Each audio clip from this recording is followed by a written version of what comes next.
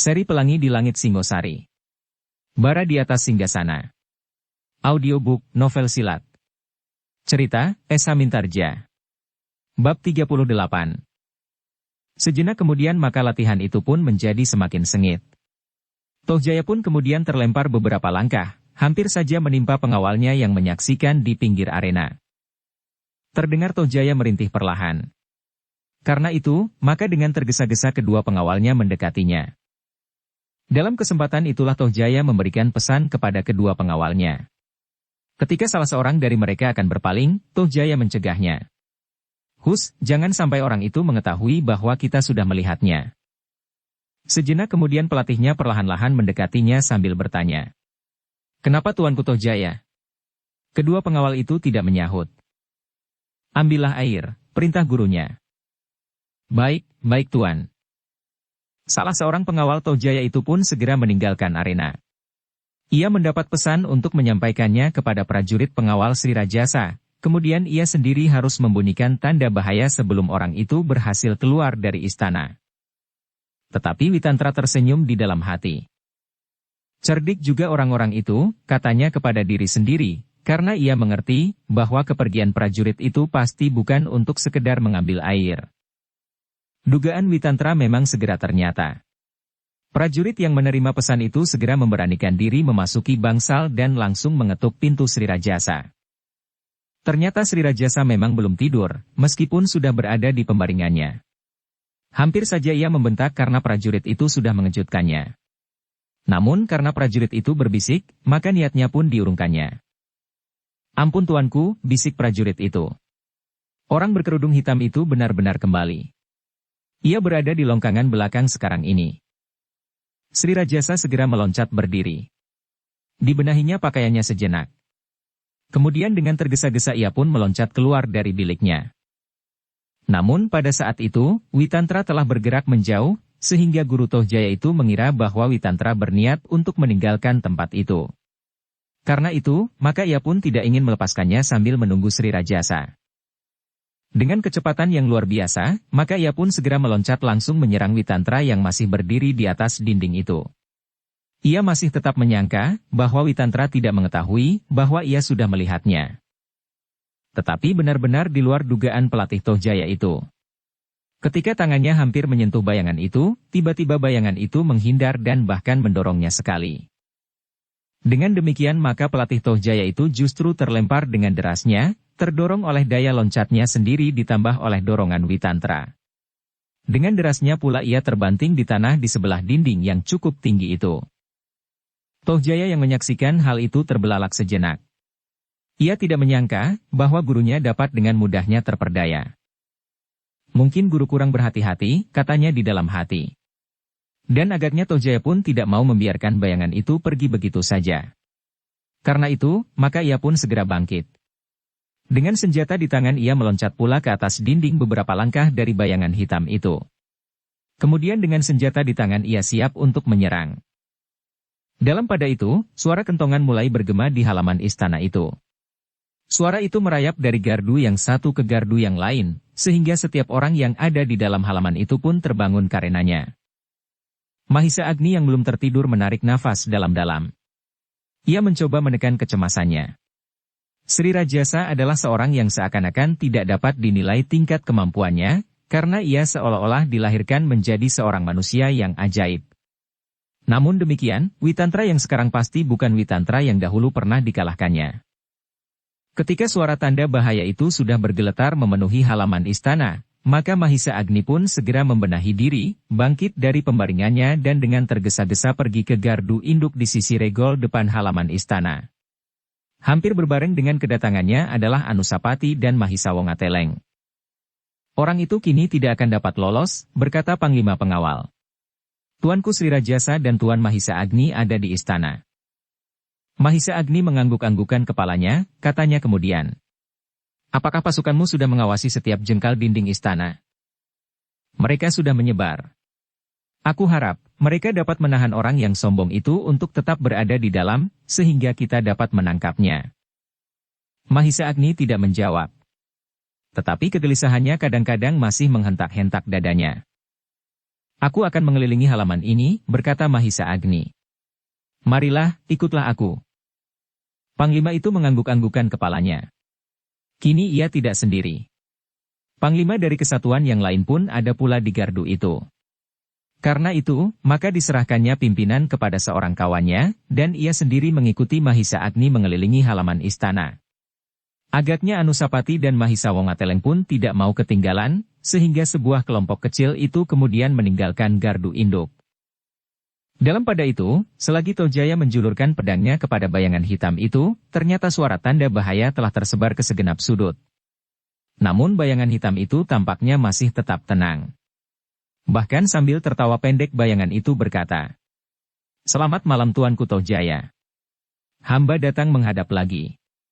Tetapi kali ini hamba datang sendiri, tidak bersama dengan dua orang kawan hamba seperti beberapa hari yang lalu." "Persetan," geram Tojaya. "Kau tidak akan dapat lolos kali ini." "Maaf Tuanku." Guru tuanku yang kasar itu agaknya terlampau tergesa-gesa, Witantra berhenti sejenak. Ketika ia memandang orang itu sekilas, ternyata ia sedang berusaha untuk bangkit. Tetapi agaknya punggungnya terasa terlampau sakit. "Jangan mengigau," bentak Tojaya. "Jangan menyerang tuanku. Dinding ini terlampau tipis bagi kaki tuanku. Nanti tuanku terjatuh seperti guru tuanku itu." Ya, terdengar suara yang lain dari bawah dinding, sehingga keduanya berpaling. Bagaimanapun juga, dada Witantra berdesir juga melihat Sri Rajasa berdiri tegak dengan tangan bertolak pinggang. Tatapan matanya yang tajam, bagaikan tatapan mata seekor kucing candramawa yang melihat seekor tikus di atas atap. Sekali Witantra menarik nafas dalam-dalam. Tetapi ia bukan seekor tikus. Witantra kini adalah Witantra yang seakan-akan telah mencapai taraf tertinggi dari ilmu olah kanuragan dan telah menemukan kemantapan dari penguasaan rohaniah. Karena itu, maka dengan tenang Witantra menyapa Sri Rajasa yang masih berdiri tegak. "Ampun tuanku, bahwa hamba telah berani mengunjungi halaman istana tuanku tanpa seizin tuanku. Beberapa hari yang lampau hamba pernah datang pula kemari, melihat bagaimana putra tuanku berlatih. Kini hamba datang kembali karena hamba sangat tertarik melihat latihan-latihan itu. Latihan-latihan yang sama sekali tidak mendasar dan sama sekali tidak mempertimbangkan jalur ilmu yang sewajarnya." Sri Rajasa masih berdiri di tempatnya tanpa bergeser sedikit pun. "Latihan-latihan itulah yang telah menarik hamba untuk sekali lagi datang kemari." "Terima kasih atas kunjungan itu," jawab Sri Rajasa kemudian. "Tetapi apakah tidak lebih baik kalau aku mempersilahkan tamuku turun dan masuk ke dalam bangsal? Dari sana kau akan dapat melihat latihan itu dengan lebih baik lagi." "Terima kasih tuanku. Sebenarnya hamba tidak ingin mengganggu tuanku. Hamba merasa cukup menonton dari tempat ini." Seorang tamu yang sopan, akan dengan senang hati dipersilahkan oleh tuan rumahnya. "Kenapa kau tidak?" "Hamba bukan seorang tamu yang sopan. Kedatangan hamba pun tidak mempergunakan cara yang sopan pula. Karena itulah agaknya di halaman istana ini telah bergema tanda bahaya." "Ya. Kau mengerti juga agaknya," Sri Rajasa berhenti sejenak. Lalu, "Tetapi siapakah kau sebenarnya? Mungkin kau merasa perlu memperkenalkan dirimu lebih dahulu." Bayangan hitam yang bertengger di atas dinding batu itu termenung sejenak. Namun kemudian jawabnya, "Hamba kira tidak perlu tuanku, karena hamba memang tidak mempunyai pertanda apapun juga yang dapat dianggap penting. Tetapi kau tentu punya nama dan tempat tinggal." "Hamba tidak punya nama tuanku, dan tempat tinggal hamba pun bukanlah tempat tinggal yang sewajarnya. Hamba berkeliaran di sepanjang padang Karautan, sehingga orang memberi nama kepada hamba hantu Karautan." Dada Sri Rajasa berdesir karenanya. Sejenak ia berdiri tegak bagaikan patung. Memang sekilas angan-angannya lari kepada Mahisa Agni. Tetapi menilik bentuk tubuhnya, orang itu memang bukan Mahisa Agni. Mahisa Agni adalah orang yang paling mengetahui tentang keadaannya semasa kanak-kanak, semasa ia masih berkeliaran dengan sebutan hantu Karautan. Selama ia masih sering merampok, memperkosa dan masih menjadi buruan yang tidak pernah dapat tertangkap. "Mahisa Agni kebetulan ada di Kediri saat ini," katanya di dalam hati. "Tuanku," Sri Rajasa tersentak mendengar panggilan ini. "Sekarang perkenankan hamba pergi. Hamba ingin melihat latihan yang kasar itu." Tetapi agaknya guru tuanku Tohjaya mengetahui kehadiran hamba dan ia berkeberatan untuk meneruskan latihannya.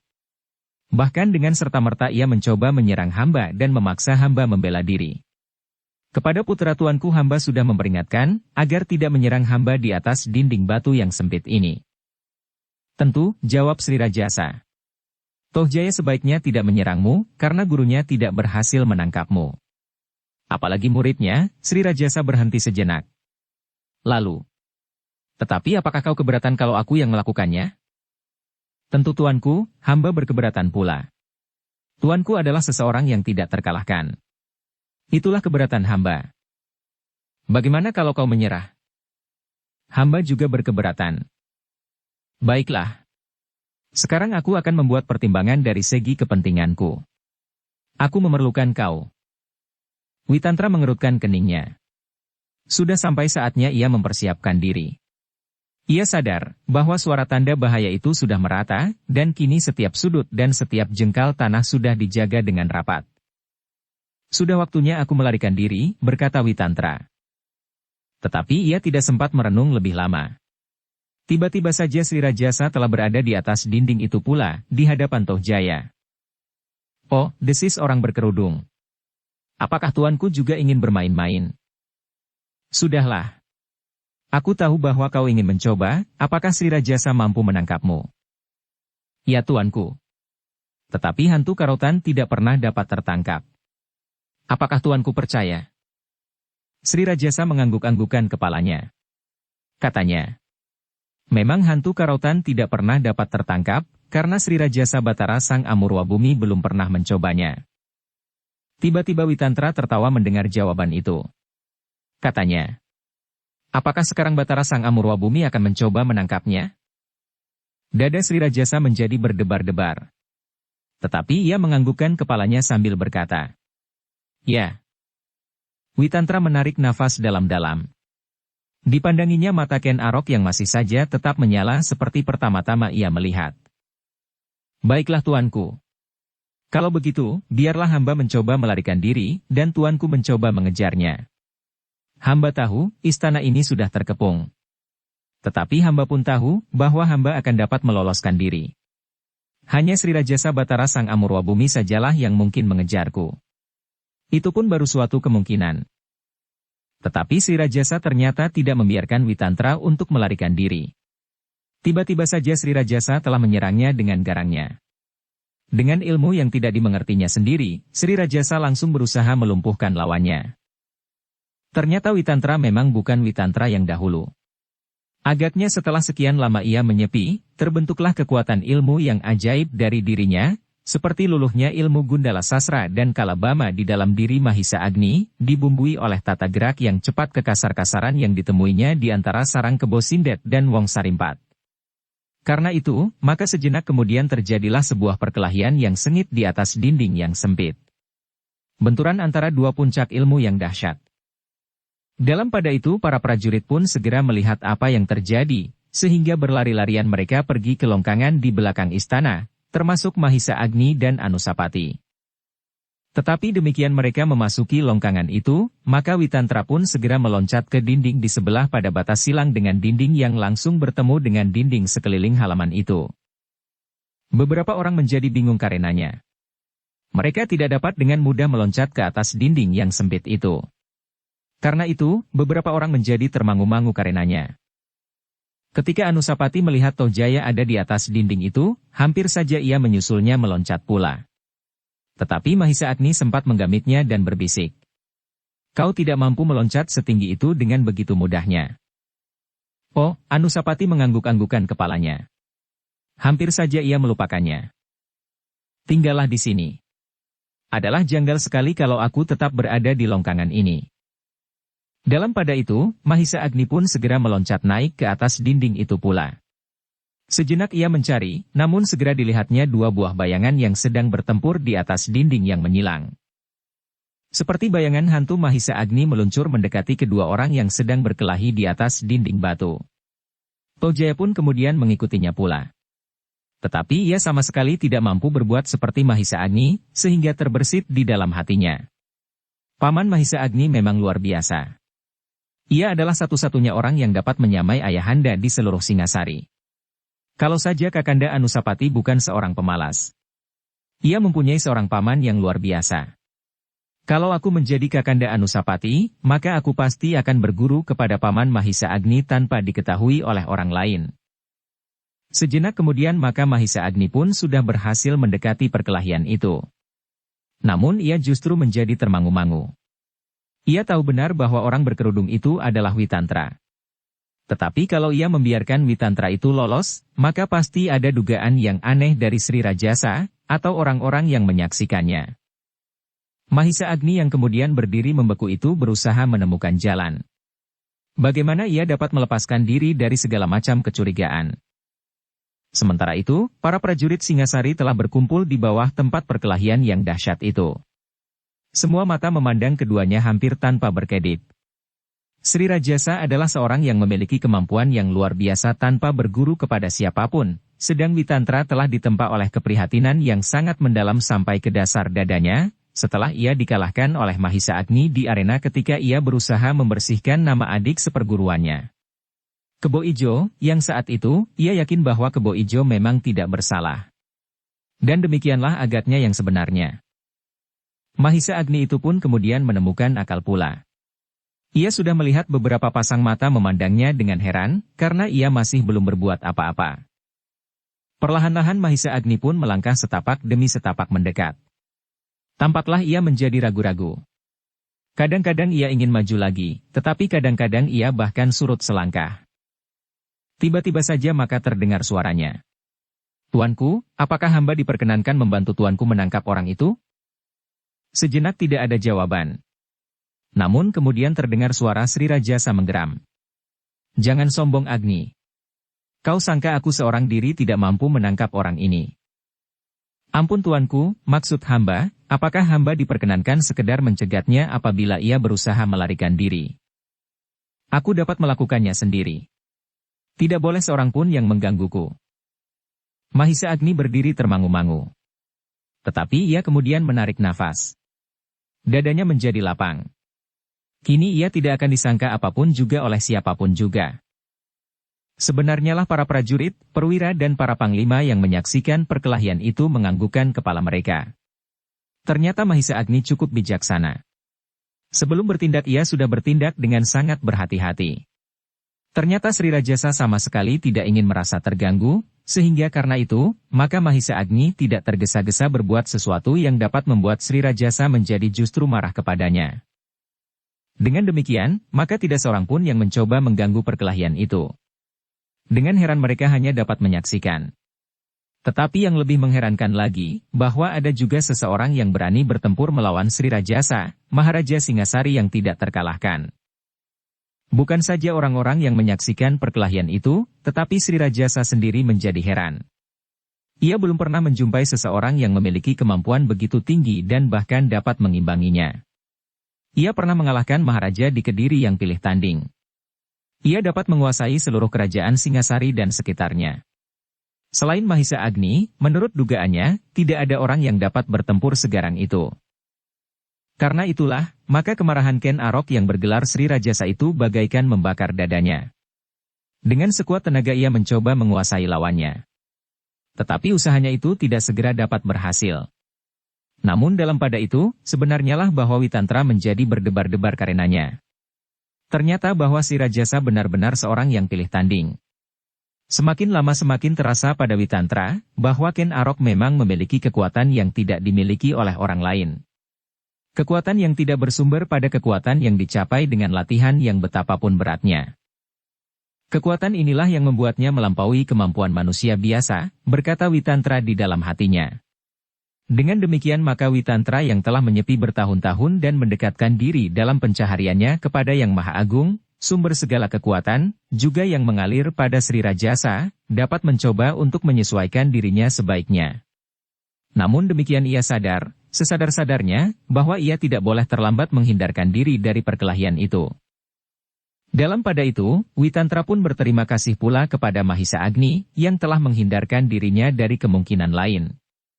Apabila Sri Rajasa memerintahkan para panglima dan termasuk Mahisa Agni dan Sri Rajasa sendiri mengepungnya, maka ia akan mengalami kesulitan untuk melarikan diri dari halaman ini. Tetapi kini Mahisa Agni telah berhasil memancing perintah Sri Rajasa, tidak boleh seorang pun yang boleh mengganggunya.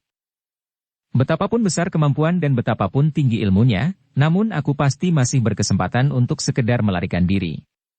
Dan itu adalah tugasku yang terakhir malam ini, berkata Witantra. Namun demikian, tiba-tiba dadanya berdesir. Ia melihat si Rajasa tiba-tiba saja telah sampai ke puncak kemarahannya. Meskipun tidak ada orang lain yang melihatnya, selain mereka yang memiliki ketajaman pandangan rohaniah, namun Witantra melihat cahaya yang kemerah-merahan di atas ubun-ubun Sri Rajasa yang marah itu. Mahisa Agni yang melihat cahaya yang kemerah-merahan di atas kepala Sri Rajasa itu pun menjadi berdebar-debar pula. Ia sadar bahwa cahaya itu adalah suatu pertanda bahwa Sri Rajasa telah sampai ke puncak ilmunya. Ilmu yang tidak dimengertinya sendiri. Ternyata bukan saja Mahisa Agni, tetapi agak jauh dari tempat itu, Sumekar menekan dadanya dengan telapak tangannya. Seperti Witantra dan Mahisa Agni, ia pun melihat bayangan yang kemerah-merahan itu. Meskipun Sumekar seakan-akan tidak ikut terlibat di dalam benturan jasmaniahnya, tetapi ada hubungan rohaniah atas peristiwa yang terjadi di atas dinding itu, sehingga sentuhan getaran yang memancar dari pusat kekuatan Ken Arok pun telah menyentuhnya, sehingga ia melihat pula bayangan kemerah-merahan itu. Baik Mahisa Agni dan Sumekar menjadi berdebar-debar. Namun kemudian mereka pun yakin, bahwa pandangan mata rohaniah Witantra pun pasti cukup tajam, sehingga ia pasti sudah melihat pula bayangan kemerah-merahan itu. Namun demikian, jantung mereka pun menjadi semakin cepat berdetak oleh kecemasan yang semakin mencengkam. Sumekar yang sedang terpukau melihat perkelahian itu terkejut ketika tiba-tiba saja seseorang membentaknya di belakangnya. Ketika ia berpaling dilihatnya dua orang prajurit yang sedang membawa senjata telanjang. "Apa kerjamu di sini juru taman?" "Oh," Sumekar tergagap. Aku sedang melihat perkelahian itu." "Gila. Kau sangka apakah perkelahian itu semacam tontonan yang pantas kau lihat? Ayo kembali ke pondokmu. Kalau terjadi sesuatu adalah salahmu sendiri." Baik, Sumekar terdiam sejenak. Lalu, "Tetapi bukankah Sri Rajasa sudah ada di sana pula sehingga tidak seorang pun perlu mencemaskan keadaan halaman istana ini lagi? Bukankah Sri Rajasa adalah seseorang yang tidak terkalahkan?" Prajurit itu mengerutkan keningnya. Namun kemudian kepalanya terangguk-angguk. Jawabnya, "Ya, Sri Rajasa tidak akan terkalahkan oleh siapapun juga." Prajurit itu pun kemudian meninggalkan Sumekar yang masih belum beranjak dari tempatnya. Kedua prajurit itu tidak lagi menyuruh siapapun bersembunyi di dalam pondok masing-masing karena mereka pun yakin bahwa Sri Rajasa tidak akan terkalahkan. Ternyata bukan saja Sumekar yang menonton perkelahian itu selain para prajurit. Beberapa orang juru taman yang lain pun melihat perkelahian itu pula dari kejauhan, meskipun sambil tersembunyi di balik pepohonan. Dan kedua prajurit yang melihat Sumekar itu pun tidak menghiraukan mereka itu lagi. Di atas dinding yang sempit itu, Witantra masih melakukan perlawanan terakhir. Tetapi ia pun mengetahui pula bahwa Ken Arok sudah sampai pada batas tertinggi dari ilmunya. Tanpa menunjuk tanda-tanda tertentu, Sri Rajasa sudah dapat melepaskan kekuatan yang tidak terduga-duga besarnya. Karena itu, semuanya itu menjadi pertanda bagi Witantra, bahwa ia harus meninggalkan medan sebelum ia mengalami cedera apapun juga. Dengan demikian maka Witantra pun berusaha untuk mendapat kesempatan menghindarkan dirinya, setelah terasa olehnya bahwa tekanan Ken Arok menjadi semakin berat. Bahkan hampir tidak tertahan. Sehingga karena itu, maka dengan kemampuannya yang hampir sempurna, Witantra pun kemudian membangunkan ilmu tertingginya. Aji Pamungkas yang jarang sekali dipergunakan selain dalam keadaan tertentu. Namun kali ini ia sama sekali tidak ingin membinasakan lawannya. Ia tahu pasti bahwa kekuatan jasmaniah Ken Arok jauh melampaui kekuatan manusia biasa.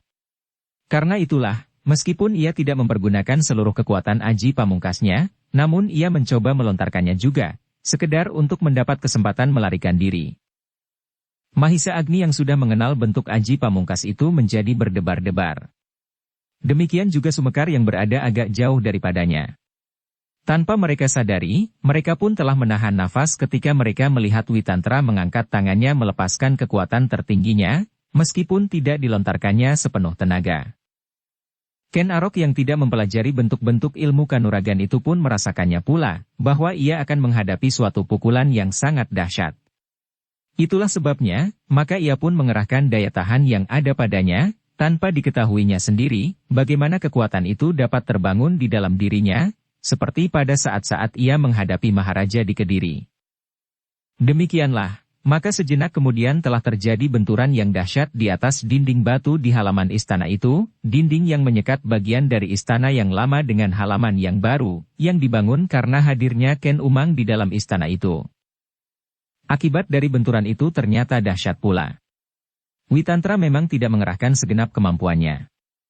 Tetapi Ken Arok pun tidak berusaha membentur kekuatan itu. Ia hanya mengerahkan daya tahannya, karena ia memang tidak ingin membunuh orang yang berkerudung hitam itu. Ia ingin menangkapnya hidup-hidup, agar daripadanya ia mendapatkan keterangan yang diperlukannya mengenai perbuatan gila-gilaan itu. Namun demikian, akibatnya cukup berat bagi Witantra. Meskipun hal itu sudah diperhitungkannya, namun untunglah, bahwa Ken Arok memang tidak ingin membunuhnya. Witantra yang telah membentur daya tahan Ken Arok itu pun terdorong oleh pantulan kekuatannya sendiri. Namun demikian, Witantra justru mempergunakan pantulan kekuatan itu. Bahkan sekali lagi ia menjejak dinding batu itu, sehingga ia pun terlempar beberapa langkah seperti yang dikehendakinya sendiri. Mahisa Agni dan Sumekar terperanjat melihat benturan itu. Mereka tidak segera mengetahui akibatnya pada Witantra. Mereka hanya melihat Witantra terlempar beberapa langkah, melampaui lingkaran para prajurit yang mengepungnya di bawah dinding batu itu. Beberapa orang prajurit dan perwira dengan gerak naluriah meloncat mengejarnya. Namun kemudian terdengar Sri Rajasa berkata lantang. Tidak seorang pun yang dapat mengganggu perang tanding ini. Witantra yang sudah berdiri di atas tanah memandang Sri Rajasa sejenak. Sekilas tersirat kekagumannya atas Maharaja Singasari itu.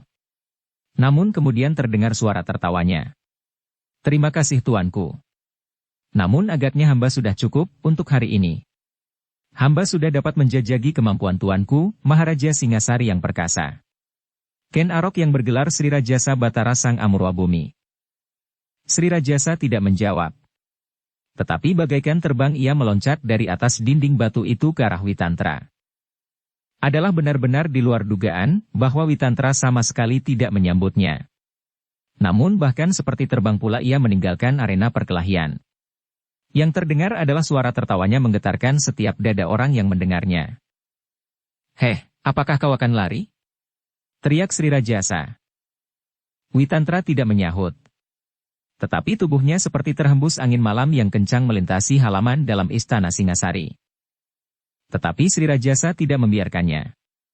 Secepat Witantra ia pun segera menyusup ke dalam gelapnya malam. Tidak seorang pun yang mampu menyusul mereka berdua selain Mahisa Agni. Karena itu, belum lagi debar jantung mereka mereda, mereka melihat bayangan ketiga menyusul Witantra yang berkerudung hitam itu, dengan Sri Rajasa. Orang itu adalah Mahisa Agni. Di kejauhan Sumekar hanya dapat menarik nafas dalam-dalam. Ia tidak dapat melihat lagi apa yang sedang terjadi. Dan ia pun tidak dapat berbuat seperti Mahisa Agni, karena ia adalah seorang juru taman. Yang dapat dilakukannya hanyalah menarik nafas dalam-dalam. Beberapa saat kemudian para prajurit dan perwira, bahkan para panglima pun menyusul ketiga bayangan itu. Para panglima yang memiliki kemampuan melampaui yang lain, tidak juga berhasil mengikuti ketiga bayangan yang bagaikan terbang itu. Di antara mereka yang kemudian berlari-lari ke regol depan adalah Tohjaya, Anusapati dan Mahisa Wongateleng. Dengan senjata di tangan Tohjaya meloncat-loncat di paling depan bersama para panglima, seolah-olah ia akan dapat berbuat banyak di dalam persoalan itu.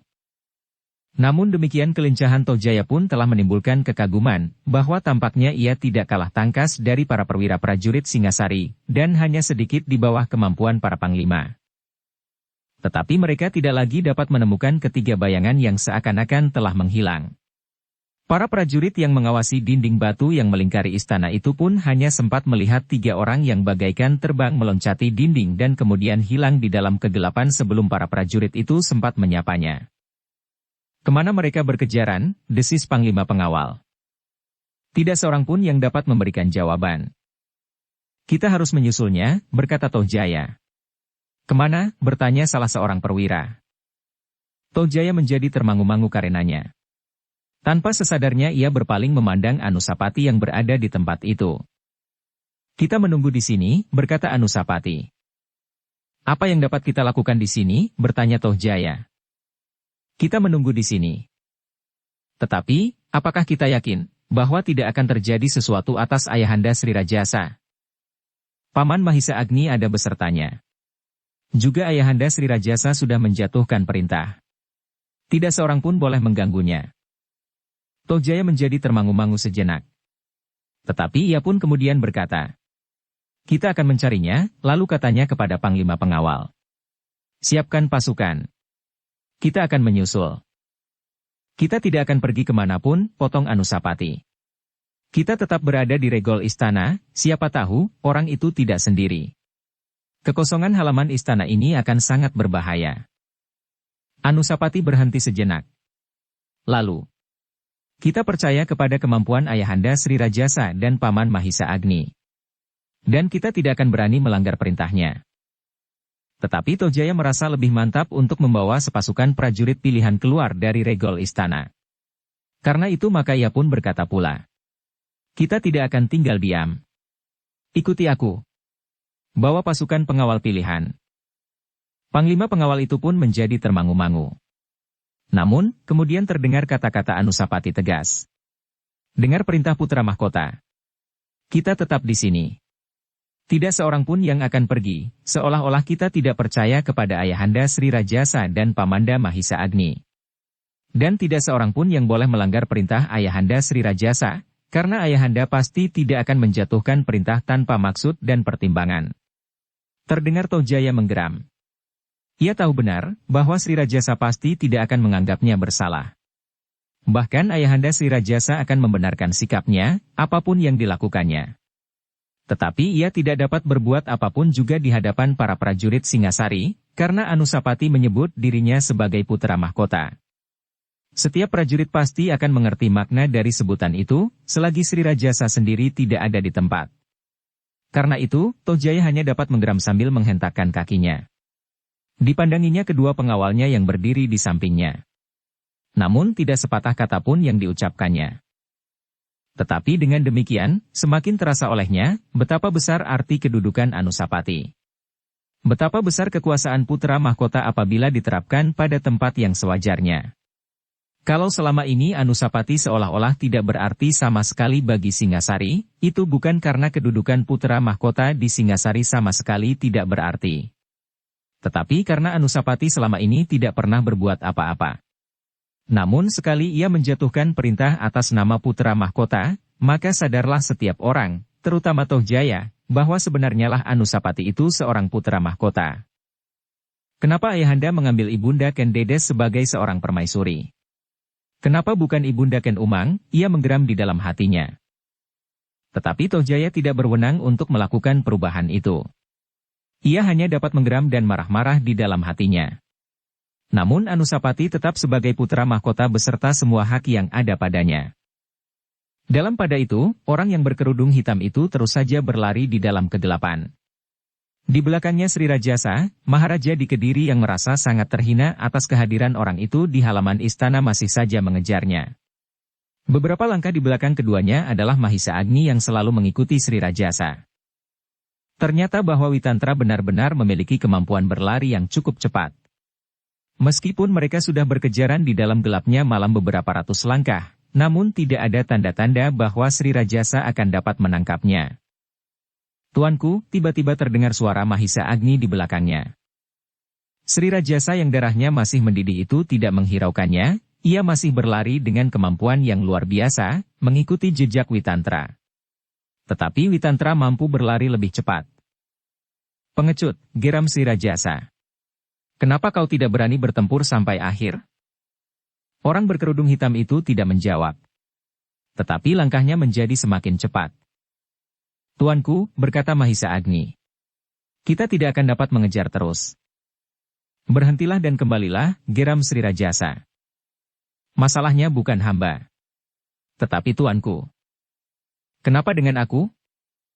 Hamba menasehatkan agar tuanku berhenti. Hamba akan memberikan alasannya. Tuanku yang sedang marah pasti tidak akan melihat banyak kemungkinan yang dapat terjadi. Apalagi tuanku adalah Maharaja Singasari. Tetapi orang gila itu tidak boleh lepas. Kita harus melihat kenyataan tuanku. Hamba ingin berbicara dengan jelas. Sri Rajasa menjadi termangu-mangu sejenak. Namun dengan demikian, jarak antara Sri Rajasa dan Witantra menjadi semakin jauh. Kau sengaja melindungi orang itu, tiba-tiba saja Ken Arok bertanya. Mahisa Agni berdesir. Tetapi segera menjawab. Apa hubungan hamba dengan persoalan ini? Apakah tuanku menyangka demikian? Sri Rajasa tidak menjawab. Tetapi langkahnya menjadi semakin lambat sehingga akhirnya ia berhenti. Kenapa kau menahan aku? Bertanya Sri Rajasa. Tuanku, kita tidak mengetahui apakah yang ada di balik kegelapan ini. Kita tidak mengetahui sampai berapa jauh orang itu membuat rencana atas istana dan tuanku Sri Rajasa. Bagaimanakah yang mungkin terjadi seandainya orang itu benar-benar orang yang curang dan licik, sehingga dengan sengaja menjebak tuanku? Kalau kau takut, kembalilah di antara sepasukan prajurit pilihan yang akan melindungimu. Bukan begitu tuanku. Apakah tuanku belum mengenal Mahisa Agni? Hambalah yang ikut bersama tuanku menyerang Kediri. Hamba bukan anak kecil yang ketakutan melihat seekor kucing belang. Tetapi justru karena perintah tuanku bahwa hamba tidak boleh ikut campur itulah yang mencemaskan hamba. Aku sendiri memang dapat menyelesaikan apapun juga. Tetapi kita tidak tahu apakah orang itu hanya sekedar sendiri. Mungkin ia sudah menyiapkan sepasukan prajurit pilihan. Bukan karena hamba takut. Seandainya jatuh perintah tuanku, hamba sendirilah yang harus menghadapi mereka, hamba akan melakukannya. Berpuluh-puluh tahun hamba berguru. Hamba telah diajari oleh guru hamba, bagaimana seorang laki-laki menghadapi tantangan yang paling berat. Tetapi hamba bukan Maharaja di Kediri. Seandainya hamba mati dengan luka arang keranjang oleh 1000 ujung senjata, hamba hanyalah seorang hamba Singasari. Tetapi bagaimana kalau hal itu terjadi atas Maharaja Singasari itu sendiri? Itu adalah sikap laki-laki. Mati jantan. Tetapi tidak bagi seorang Maharaja. Perintah tuanku, tidak seorang pun yang boleh mengganggu, adalah perintah yang tergesa-gesa di dalam keadaan ini. Karena kita tidak tahu, apakah benar ia, maksudku orang yang berkerudung itu hanya seorang diri? Kalian benar-benar berhati batu. Apakah kalian tahu arti perintah itu? Jangan mengganggu aku selagi aku melakukan perang tanding. Tetapi kalau nalar kalian hidup, sudah tentu perintah itu tidak akan berlaku, seandainya aku harus menghadapi sepasukan lawan. Itulah yang hamba cemaskan tuanku. Apabila kita berangkat sepasukan, atau di saat-saat terakhir tuanku memerintahkan untuk mengejar dan mengepung orang itu, keadaan akan berbeda. Kau menyalahkan aku? Bukan begitu tuanku. Tetapi hamba mencoba memperingatkan bahaya yang dapat tuanku temui seandainya tuanku masih terus melakukan pengejaran. Katakanlah, kita berdua. Tetapi di hadapan kita berbaris sepasukan orang-orang pilihan seperti orang itu. Sejenak Sri Rajasa termenung. Betapapun kemarahan memuncak di hatinya, namun ia dapat mengerti keterangan Mahisa Agni. Kalau ia bertemu dengan sekelompok orang yang memang sengaja menjebaknya, maka ia pasti akan mengalami kesulitan. Meskipun ia tidak pernah mengenal takut menghadapi bahaya apapun namun pada suatu saat, kenyataan yang demikian tidak akan dapat dihindarinya. Tiba-tiba saja terbayang di saat-saat ia mengembara di padang karautan. Meskipun setiap orang dengan gemetar menyebutnya hantu karautan, namun ketika ia dikejar-kejar oleh orang-orang padukuhan di sekitar padang itu, ia menjadi bingung juga dan berlari-lari tidak tentu arah. Apalagi kini ia adalah seorang maharaja. Adalah tidak sepantasnya apabila ia berlari-lari dikejar-kejar oleh sekelompok orang-orang yang tidak dikenal. Tetapi untuk mati di tangan mereka pun agaknya tidak menyenangkan sekali. Bahkan mungkin mayatnya akan menjadi pengewan-ewan di suatu tempat yang tidak dikenalnya. Tuanku, berkata Mahisa Agni kemudian. Kita sebaiknya tidak melayani perbuatan licik. Perbuatan yang memang tidak bernilai untuk kita layani. Kalau kita berhadapan dengan musuh yang seimbang seperti Maharaja di Kediri, maka apapun yang akan terjadi atas diri kita, bukanlah soal yang perlu dipertimbangkan lagi. Tetapi melawan orang-orang licik itu, bukanlah pekerjaan tuanku. Kecuali apabila tuanku memerintah hamba membawa beberapa orang untuk mencarinya apabila masih dapat hamba temukan. Sri Rajasa masih merenung sejenak. Namun kemudian kepalanya terangguk-angguk kecil. Aku mengerti Agni. Tetapi aku kira, kau pun tidak perlu mencarinya. Orang itu pasti sudah meninggalkan kota Singasari. Meskipun demikian ada baiknya hamba meronda setelah kita kembali ke istana. Terserahlah kepadamu. Aku akan kembali.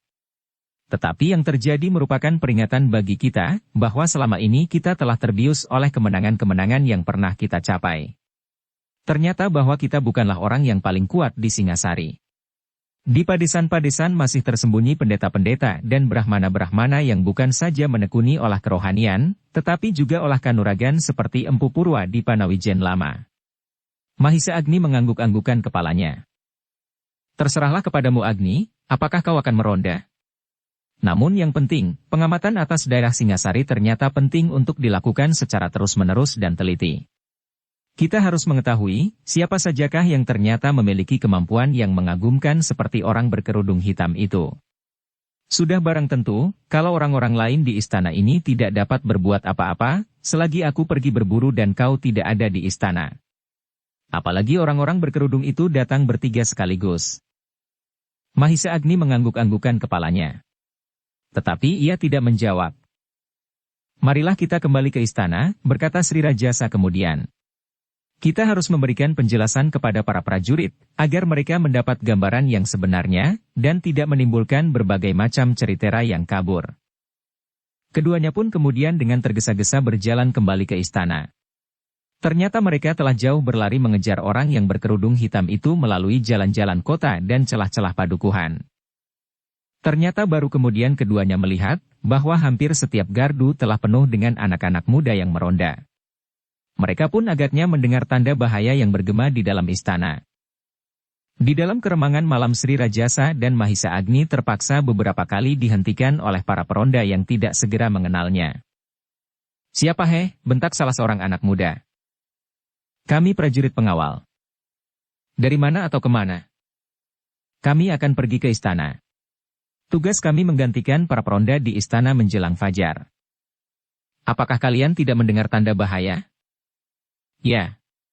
Itulah yang mempercepat kedatangan kami. Sebenarnya kami masih dapat tidur nyenyak di rumah. Tetapi kalian tidak berpakaian prajurit pengawal. Kami sangat tergesa-gesa. Kalian harus dapat menunjukkan bukti bahwa kalian adalah prajurit-prajurit. Apakah yang harus aku tunjukkan? Jawab Mahisa Agni. Apapun sebagai bukti. Mahisa Agni menjadi termangu-mangu sejenak. Ketika ia berpaling memandang Sri Rajasa, maka Sri Rajasa pun tidak mengenakan pakaian keprajuritan. Cepat. Kalau kalian tidak dapat menunjukkan bukti bahwa kalian prajurit-prajurit istana, maka kami terpaksa menahan kalian. Tetapi kalau ternyata kalian prajurit, kami akan minta maaf karena kami sekedar berhati-hati. Biasanya kami tidak pernah mengganggu orang lewat. Tetapi tanda bahaya yang mula-mula bergema di istana, membuat kami berhati-hati. Sangat sulit bagi kami untuk menunjukkan bukti itu, karena kami benar-benar tergesa-gesa, sehingga kami tidak dapat berpakaian lengkap. Apakah kalian akan bertugas di istana dengan pakaian semacam itu? Kami mempunyai pakaian keprajuritan lengkap di istana. Para peronda itu menjadi ragu-ragu. Kalau kalian tidak percaya, berkata Mahisa Agni. Marilah, ikuti kami.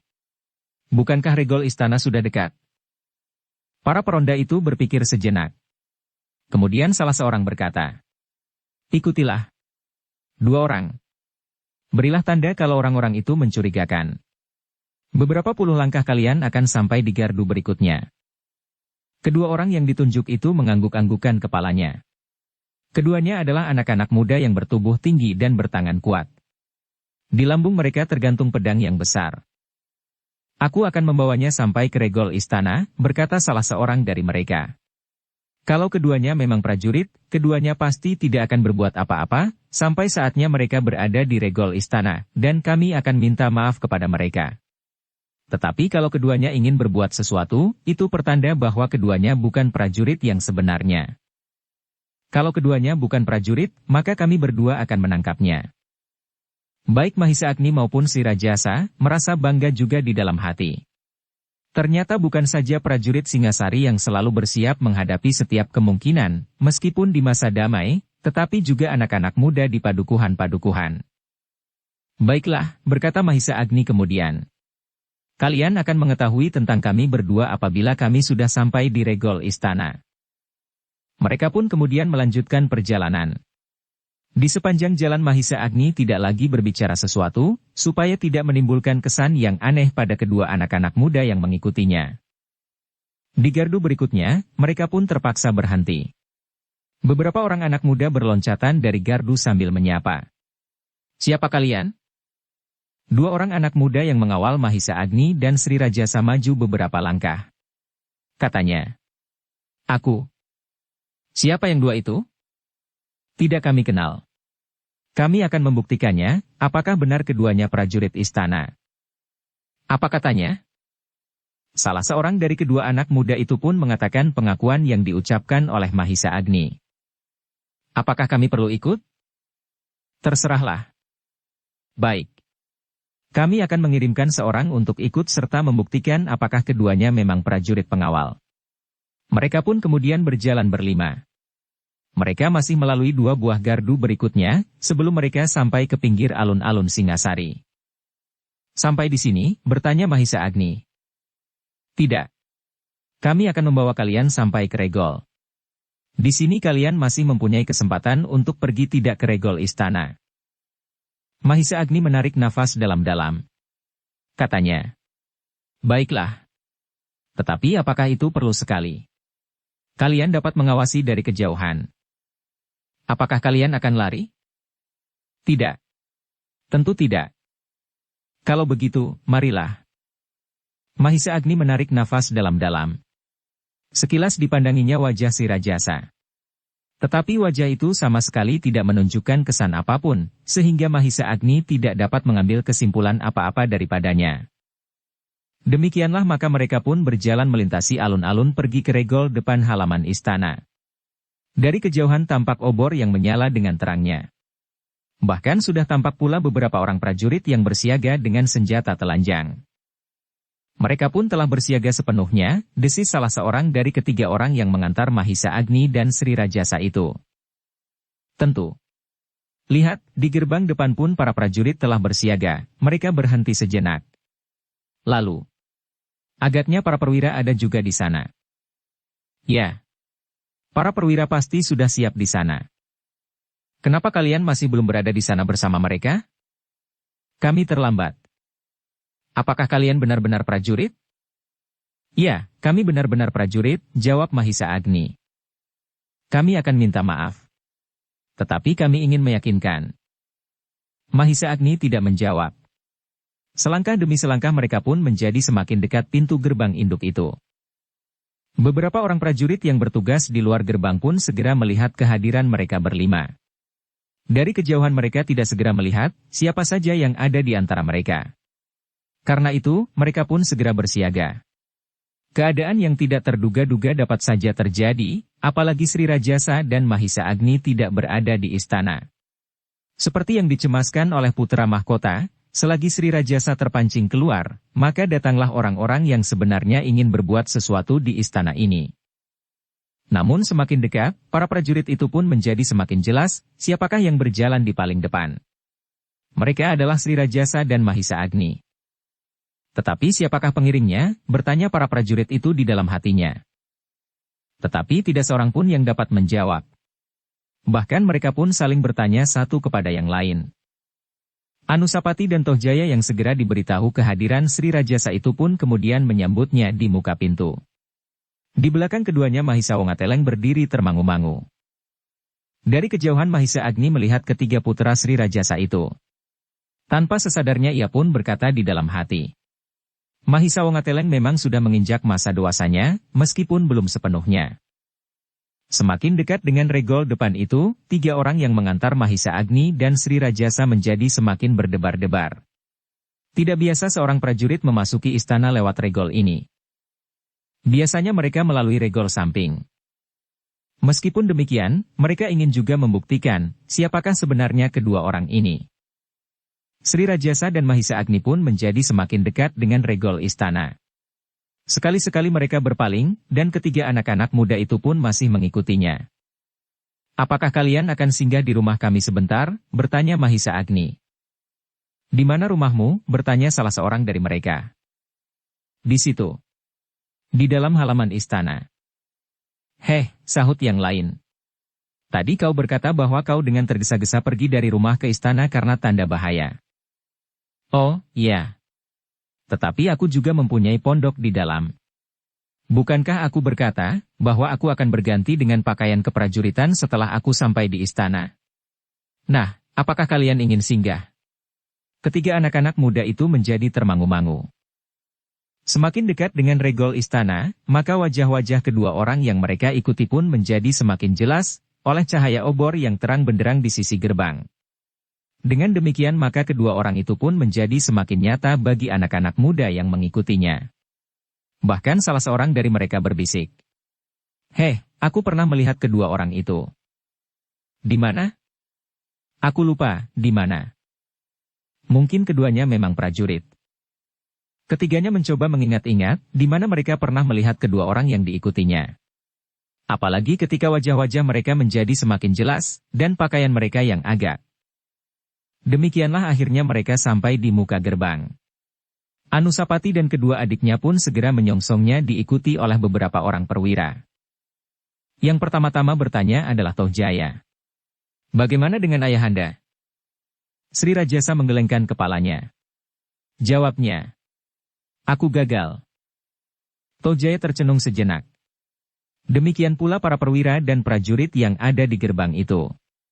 Namun mereka masing-masing juga bertanya-tanya, siapakah orang-orang yang mengikutinya. Mahisa Agnilah yang kemudian berpaling sambil berkata kepada anak-anak muda yang mengikutinya itu. Nah, kami sudah sampai di rumah kami. Terima kasih atas kesiagaan kalian. Kalau kalian belum pernah mengenal, inilah yang bergelar Sri Rajasa Batara Sang Amurwa Bumi. Heh, ketiga orang itu serasa membeku di tempatnya. Dan Sri Rajasa pun tiba-tiba berkata. Dan inilah seorang senapati Singasari yang terbesar, Mahisa Agni. Tiba-tiba saja ketiganya berlutut hampir berbareng. Salah seorang menundukkan kepalanya sampai ke tanah sambil berkata. Ampun tuanku.